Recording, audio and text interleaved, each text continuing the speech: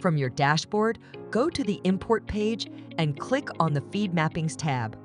Here you can see a list of your previously created feed mapping templates, which you can use for your imports. To create a new feed mapping template, select Add New. Click on Upload File to import your data to create a new feed mapping from a local file. Here we will use a sample file. If you want to know more about how to fill in your product data sheet, you can watch this video. Drag your file into the designated area or select it using the File Explorer. At this stage, you'll define the purpose of your import. By selecting Content Enrichment, the import will be used to add or update products in the PIM system. Specify the product type as simple products or variations and choose the import level, such as full selective, which determines how imported data interacts with existing data.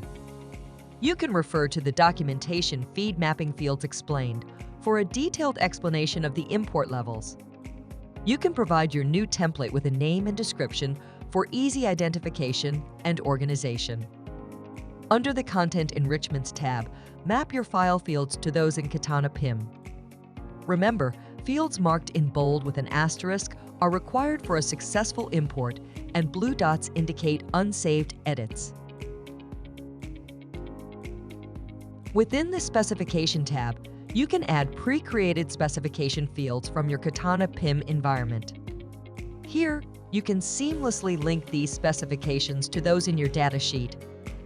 The same process applies to your images. On the right-hand side of the page, you'll find a convenient preview showcasing the fields awaiting mapping. This preview offers a helpful overview, ensuring accuracy in your mapping process. For a quicker and easier setup, you can utilize the Auto Mapping feature. This tool automatically connects fields based on their names. You can tweak the accuracy settings to make sure everything matches up perfectly.